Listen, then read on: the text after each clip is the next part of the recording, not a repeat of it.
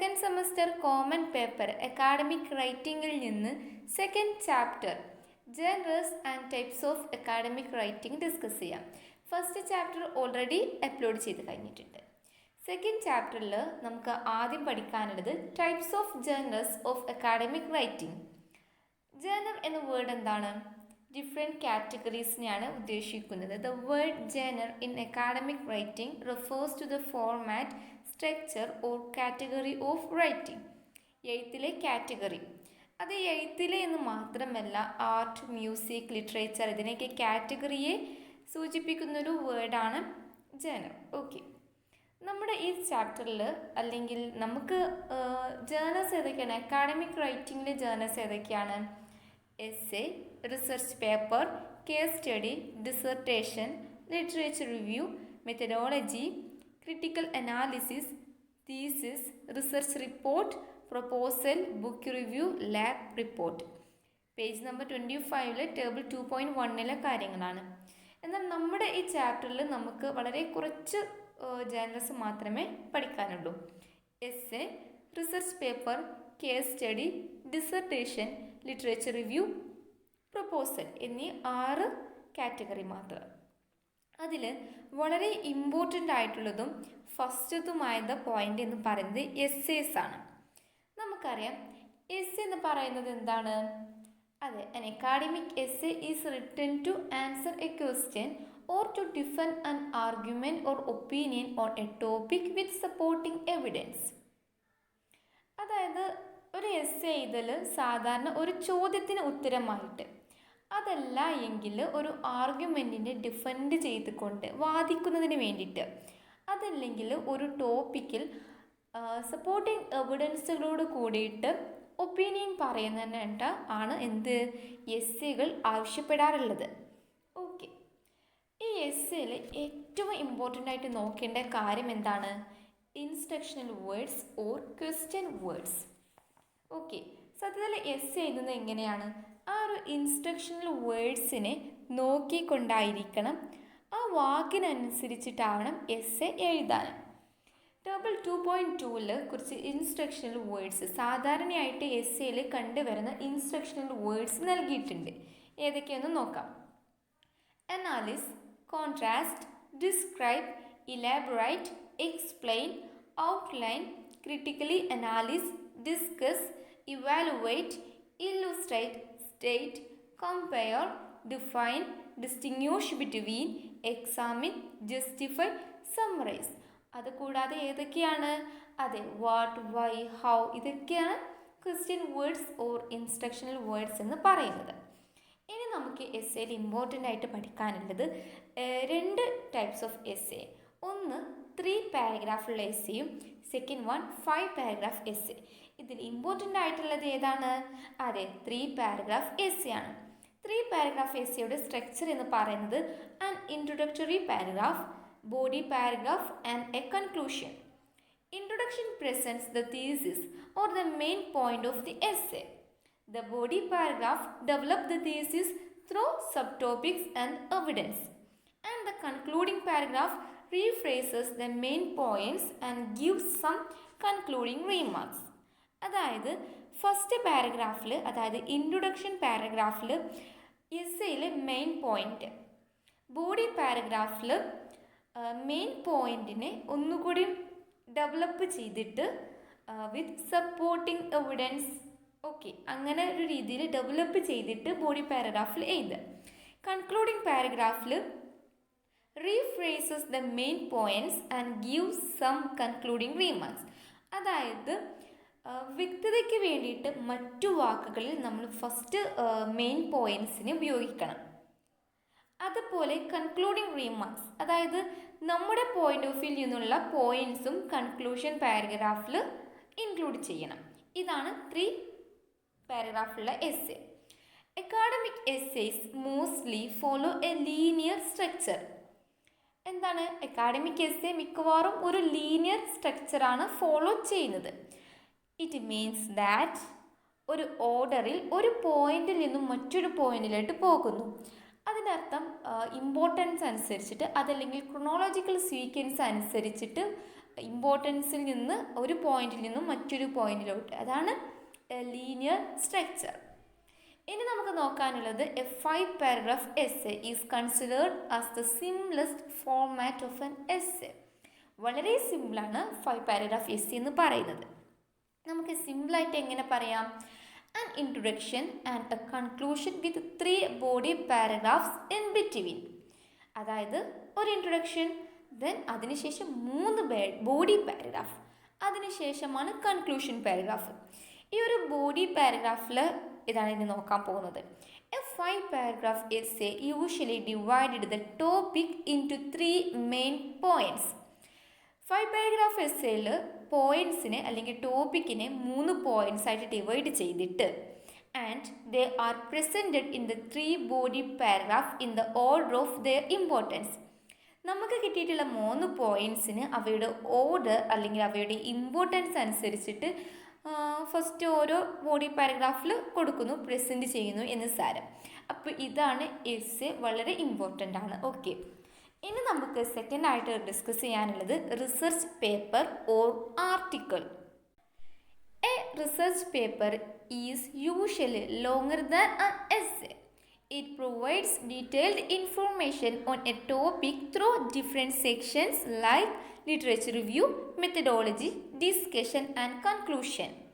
അതായത് ഒരു research paper എസ്സേയേക്കാളും ലോങ്ങറാണ്. അതായത് ഒരു വിഷയത്തെക്കുറിച്ച് വളരെ ഡീറ്റെയിൽ ആയിട്ട് റിസർച്ച് പേപ്പറിൽ പറയുന്നു എന്ന് മനസ്സിലാക്കാം. ഒരു റിസർച്ച് പേപ്പറിന് പല സെക്ഷൻസ് ഉണ്ട്. സെക്ഷൻസ് ഏതൊക്കെയാണ്? Literature review, methodology, discussion and conclusion. Research papers are written strictly following certain styles of presenting sources and evidence to support the arguments or findings of the paper. ചില പ്രത്യേക രീതികൾ ഉപയോഗിച്ചിട്ടാണ് research പേപ്പറിൽ സാധാരണയായിട്ട് എഴുതാറുള്ളത്.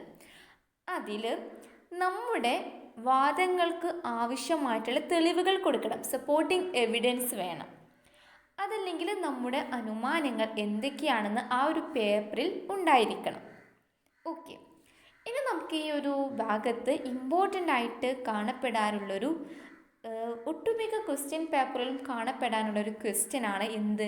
Documentation style. Very important. Okay, അത് നോക്കാം.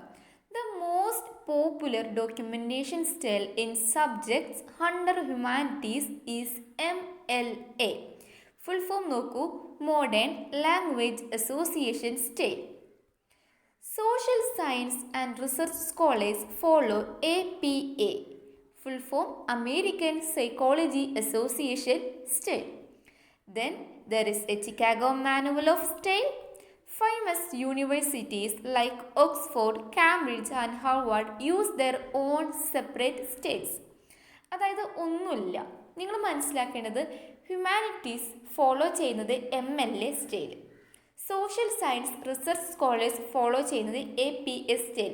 അതുകൂടാതെ Chicago manual of style ഉണ്ട്.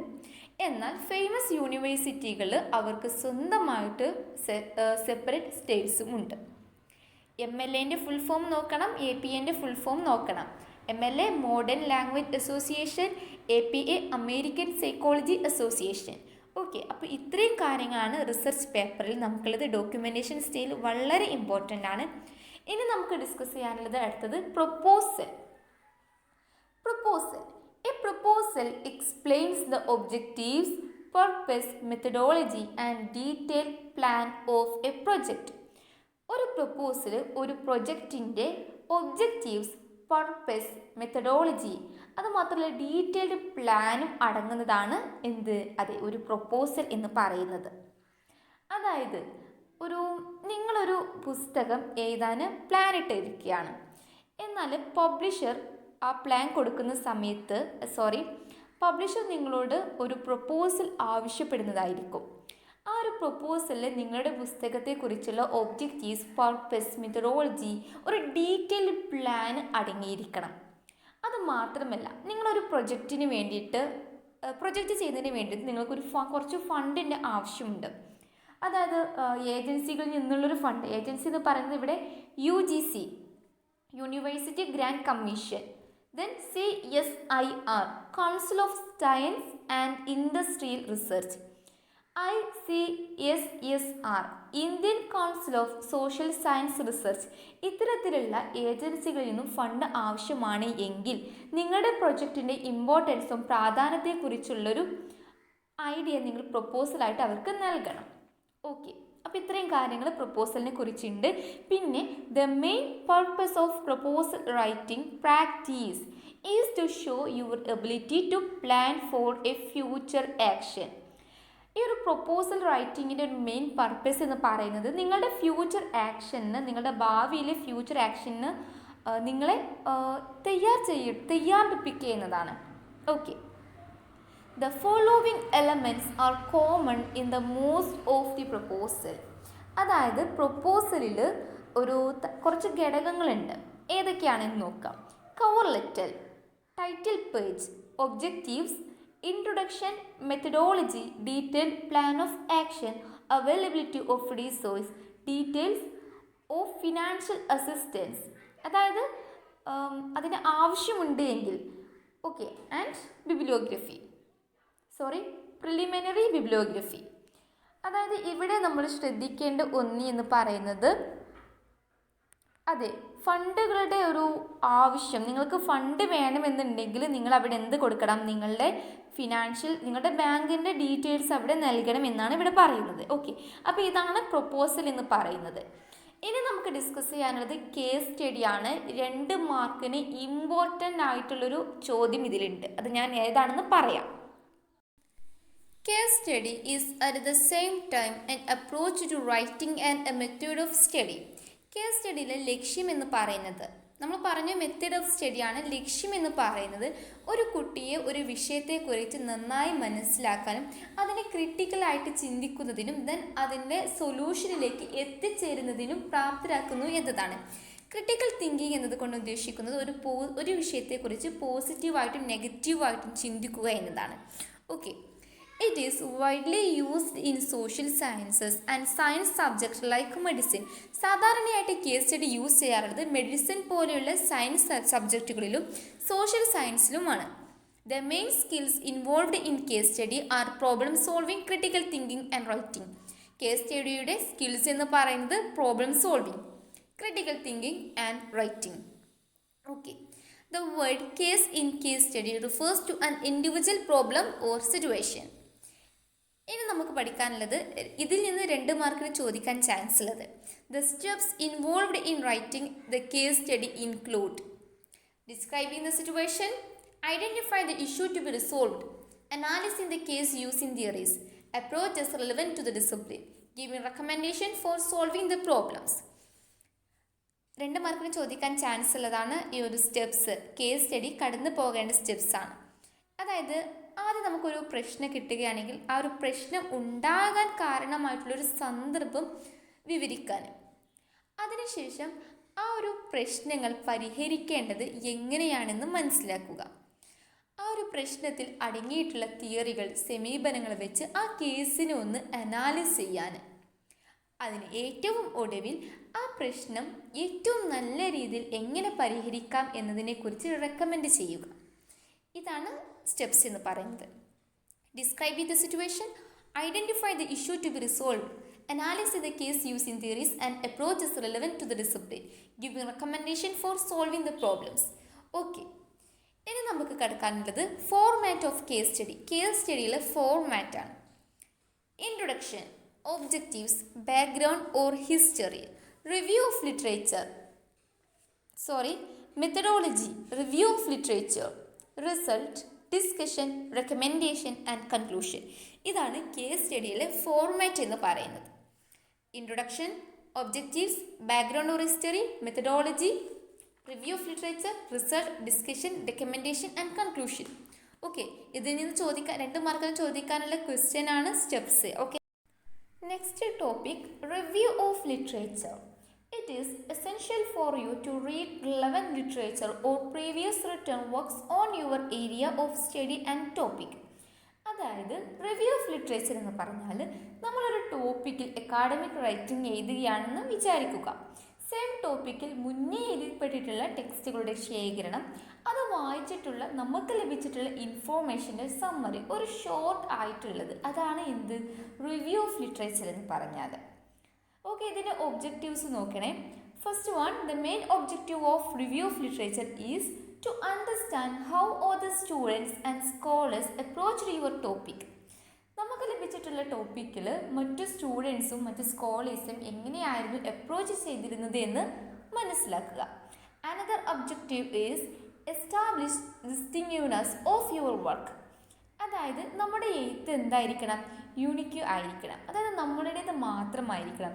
മറ്റുള്ളവരുടെ നമ്മൾ വായിച്ച് നോക്കിയിട്ടുണ്ടാകും. അപ്പോൾ അവരുടെ വർക്കിൽ നിന്ന് ആവശ്യമുള്ളത് എടുക്കുകയും ആവശ്യമില്ലാത്തതിനെ അവോയ്ഡ് ചെയ്യുകയും ചെയ്തുകൊണ്ട് നമ്മളുടേതായ രീതിയിലുള്ള വ്യത്യസ്തമായിട്ടുള്ളൊരു റൈറ്റിംഗ് ക്രിയേറ്റ് ചെയ്യുക. ഓക്കെ, അതിനുശേഷം നെക്സ്റ്റ് ഒബ്ജക്റ്റീവ് എന്ന് പറയുന്നത് sometimes to justify the research top existing the subject. അതായത് ഇനി ഈ വിഷയത്തിൽ ഒരുപാട് കാര്യങ്ങൾ പറയാനുണ്ട് എന്ന് പറഞ്ഞിട്ട് അത് അങ്ങനെ പറയാനുള്ള കാര്യങ്ങൾ നിങ്ങൾ തെളിയിക്കുക. ഓക്കെ, ഇതാണ് ഒബ്ജക്റ്റീവ്സ് എന്ന് പറയുന്നത്. എന്നാൽ the main purpose of review of literature എന്താണ്? Is to display your knowledge of the subject. നിങ്ങൾക്ക് കിട്ടിയിട്ടുള്ള ടോപ്പിക്കിൽ നിങ്ങളുടെ സബ്ജക്റ്റിൽ എത്രത്തോളം നിങ്ങൾക്ക് അറിയും, എത്രത്തോളം നിങ്ങൾക്ക് അതിനെക്കുറിച്ച് അറിയുമെന്ന് ഡിസ്പ്ലേ ചെയ്യുന്നതിന് വേണ്ടിയിട്ട് മെയിൻ പർപ്പസ്. ഓക്കെ, ഇനി നമുക്ക് നോക്കാനുള്ളത് qualities of a good review of literature. ഒരു നല്ല റിവ്യൂ ഓഫ് ലിറ്ററേച്ചറിൻ്റെ ക്വാളിറ്റീസ് എന്തൊക്കെയായിരിക്കണം എന്ന്. First one, should cover the broad area of the research topic. അതായത് എന്താണ്, ഒരു വിപുലമായിട്ടുള്ളൊരു ഏരിയ കവർ ചെയ്യണം. Okay, second one, surveys literature that is current. നമുക്ക് ലഭിച്ചിട്ടുള്ള ടോപ്പിക്കിൽ കറൻറ്റ് ഏറ്റവും പുതിയ കാര്യങ്ങൾ അതിലുണ്ടായിരിക്കണം. മൂന്നാമത്തെ കാര്യം, takes into account works relevant to the topic. നമുക്ക് ലഭിച്ചിട്ടുള്ള ടോപ്പിക്കിൽ മറ്റു പുസ്തകങ്ങളിൽ നിന്ന് വായിച്ചിട്ടുള്ള ഒരു അറിവ് നമുക്ക് ഉണ്ടായിരിക്കണം. അതായത് നമുക്ക് മുന്നേ ചെയ്തിട്ടുള്ള, നമുക്ക് മുന്നേ ഇതിനെക്കുറിച്ച് എഴുതിയിട്ടുള്ള സ്റ്റുഡൻസ്, സ്കോളേഴ്സിന് അവരുടെ പുസ്തകങ്ങളൊക്കെ പറ്റിയൊരു അറിവ് നമുക്ക് ഉണ്ടായിരിക്കണം. Next, does not leave out any significant work in the field. പ്രധാനപ്പെട്ട ഒന്നും തന്നെ വിട്ടുകളയാൻ പാടില്ല. Okay, look at the previous writing with a critical eye. നാം പറഞ്ഞു, നമുക്ക് മുന്നേ എഴുതിയിട്ടുള്ള സ്കോളേഴ്സ്, നമുക്ക് മുന്നേ അതിനെ മനസ്സിലാക്കിയിട്ടുള്ള എഴുതിയിട്ടുള്ള സ്റ്റുഡൻസിൻ്റെയൊക്കെ എഴുത്തുകളെ വളരെ ക്രിട്ടിക്കൽ ഐയോട് കൂടി വിമർശനാത്മകമായിട്ട് നമ്മളതിനെ പരിശോധിക്കണം, വിലയിരുത്തണം. അതിനുശേഷം uses techniques of referencing to show details of the works reviewed. അതായത് റിവ്യൂ ചെയ്ത വർക്കുകൾ ഏതൊക്കെയാണെന്ന് റെഫറൻസ് ചെയ്യണമെന്ന്. നമുക്കത് എവിടെ നിന്നാണ് ലഭിച്ചിട്ടുള്ളതെന്ന് റെഫറൻസ് ചെയ്തുകോ. ഓക്കെ, അപ്പോൾ ഇതാണ് എന്ത് qualities of a good review of literature. ഇത്രയും 6 കാര്യങ്ങൾ. ഓക്കെ, റിവ്യൂ ഓഫ് ലിറ്ററേച്ചറിൽ നിന്ന് മേ ബി നമുക്കൊരു ടോപ്പിക്, ഒരു കണ്ടന്റ് നൽകിയിട്ട് അതിനെ എസ് ആയിരിക്കാം ചോദിക്കുക. എന്നാലും ഈ ക്വാളിറ്റീസും ഒബ്ജക്റ്റീവും എന്താണ് റിവ്യൂ ഓഫ് ലിറ്ററേച്ചറും എന്ന് മനസ്സിലാക്കുക. ഇനി നമുക്ക് നോക്കാനുള്ളത് ഏതാണ്?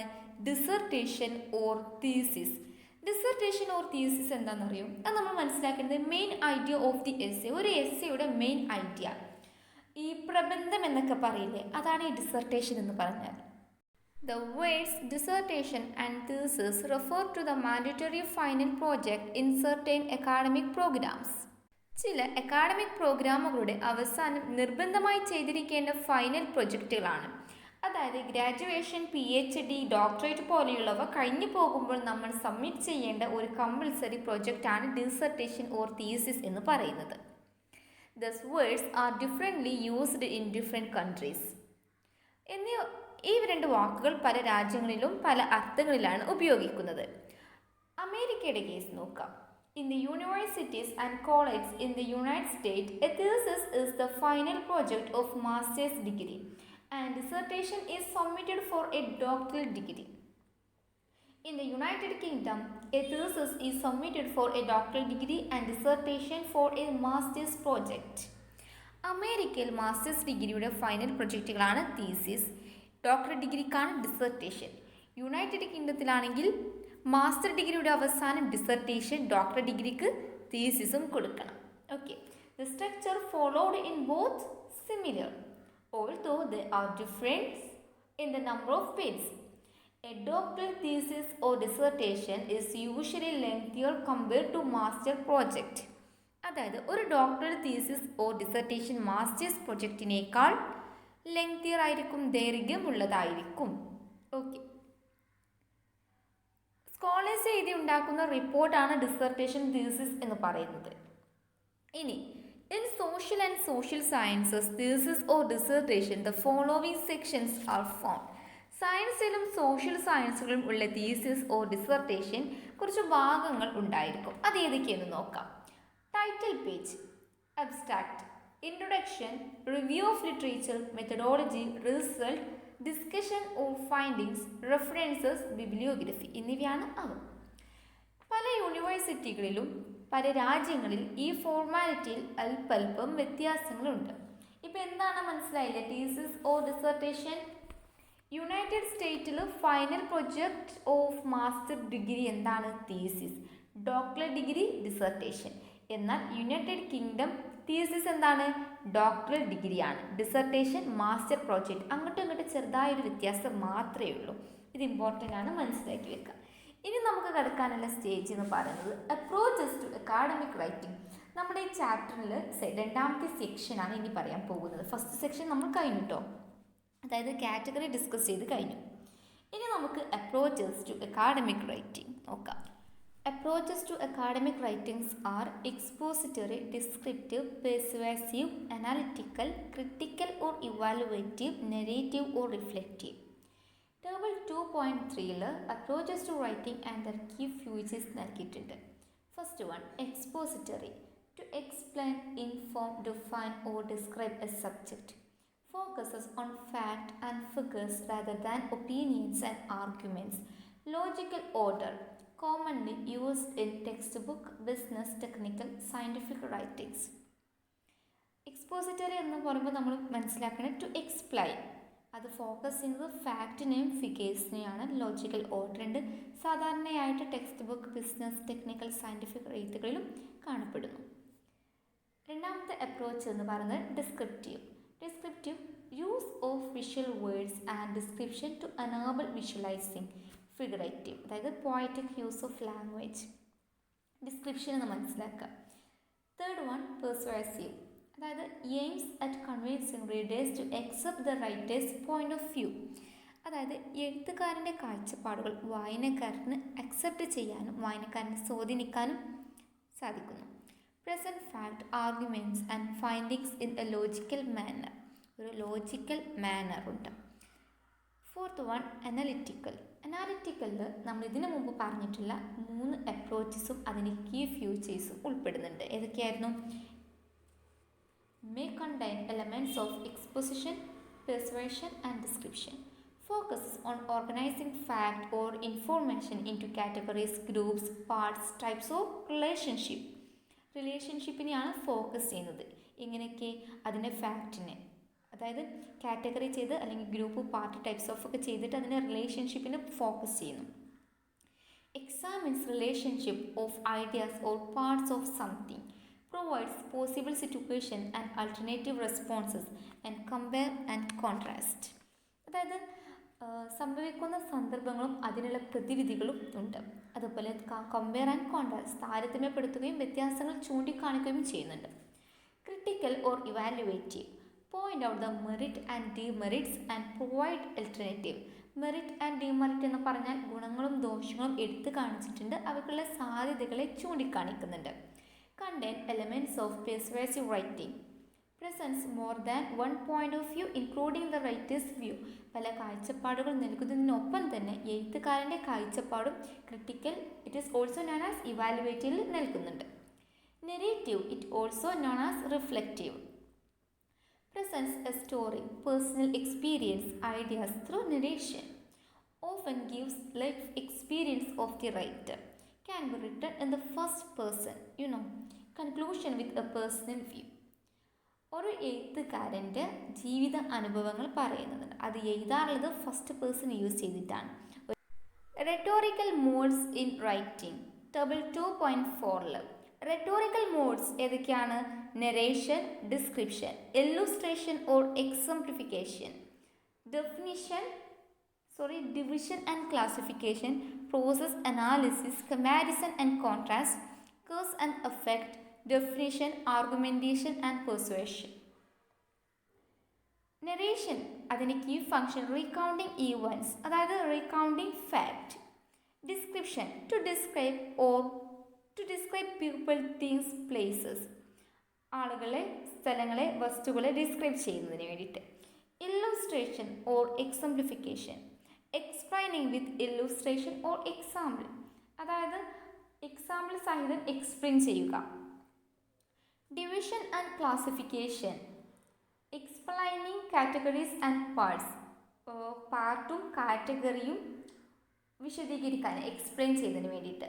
Process analysing, explaining how thing work and how things can be done, എങ്ങനെയാണ് കാര്യങ്ങൾ നടക്കുന്നത് എന്നും നടത്തേണ്ടത് എന്നും എക്സ്പ്ലെയിൻ ചെയ്യുക. Comparison and contrast, showing similarities and dissimilarities, സാമ്യതകളും വ്യത്യാസങ്ങളും ഷോ ചെയ്യുക, കാണിക്കാൻ. Definition, giving the meaning, definition എന്ന് പറയുമ്പോൾ to explain what you mean by something, എന്താണ് നിങ്ങൾ ഉദ്ദേശിക്കുന്നത് അതിനെ എക്സ്പ്ലെയിൻ ചെയ്യുക, അതിന് giving the meaning. Okay. Argumentation and persuasion, to make claims and substantiate them, അവകാശവാദങ്ങൾ ഉന്നയിക്കുകയും അവയെ ന്യായീകരിക്കുകയും ചെയ്യുക, ആർഗ്യുമെൻറ്റേഷൻ. എനിക്ക് തോന്നുന്നു റെട്ടോറിക്കൽ മോഡ്സ് കേൾക്കുമ്പോൾ തന്നെ അതിൻ്റെ കീ ഫങ്ഷൻസ് നമുക്ക് പെട്ടെന്ന് മനസ്സിലാകും. ഓക്കെ, പഠിച്ചു വെക്കുക. ടേബിൾ 2.4 വേണമെങ്കിൽ ഞാൻ എൻ്റെ ഇൻസ്റ്റഗ്രാമിൽ ടെക്സ്റ്റ് ബുക്കിൽ നിന്നുള്ള ഭാഗം ക്ലിയർ ആയിട്ട് ഫോട്ടോ എടുത്ത് വെക്കാം. ഞാൻ എൻ്റെ ഇൻസ്റ്റയുടെ ലിങ്ക് താഴെ കൊടുക്കാം കേട്ടോ. ഓക്കെ, വീഡിയോ എൻ്റെ ചാനൽ ആദ്യമായിട്ട് വിസിറ്റ് ചെയ്യുന്ന കൂട്ടുകാരാണെങ്കിൽ ഒന്ന് സബ്സ്ക്രൈബ് ചെയ്യുക. വീഡിയോ ഇഷ്ടപ്പെടുകയാണെങ്കിൽ ലൈക്ക് ചെയ്യാനും ഫ്രണ്ട്സിന് ഷെയർ ചെയ്യാനും മറക്കരുത്. Thanks for watching.